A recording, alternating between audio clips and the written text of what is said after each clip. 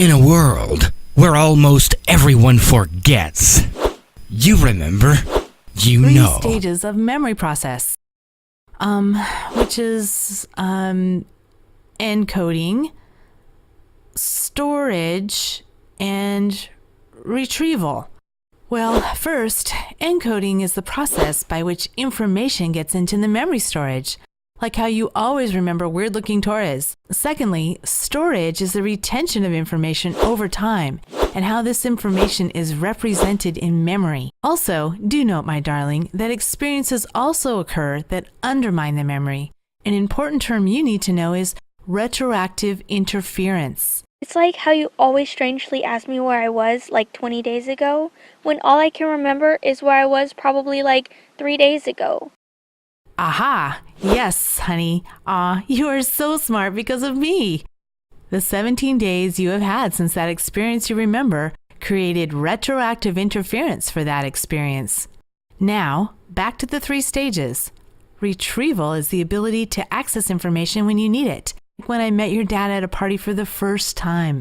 I encode his name while associating his name with his lovely face and store that information in my mind until the next time I see him, and recognize his face to retrieve his name. Once you complete this process, you will remember successfully. The fact is right. Psychologists have noticed distinctiveness, which is having an event stand out quite different from a background of similar events, for example, this video.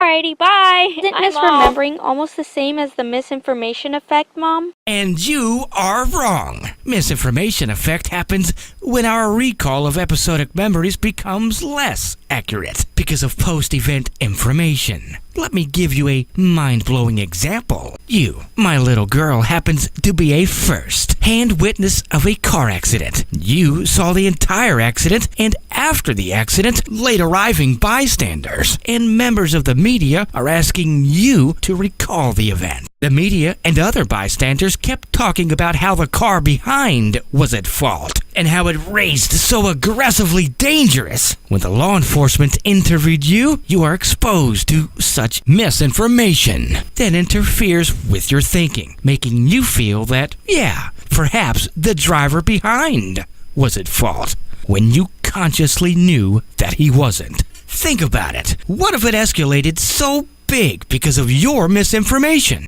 The court ruled that the second driver killed the first driver and that the second driver had to go to jail. This is hugely because of your misinformation, first-hand eyewitness testimony.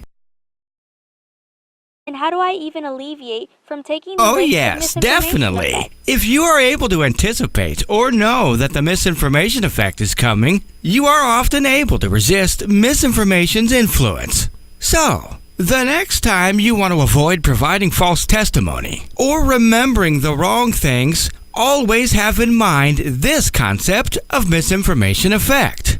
So now, back to you, old friend. Who's watching this right now? Let me ask you a simple question to test if you have been listening and watching attentively just now.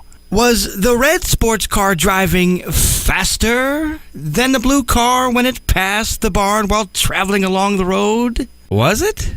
Was it? Now, let me ask you again. Was there even a barn in the first place? Let me help you with this by rewinding the video. So now, was there a barn?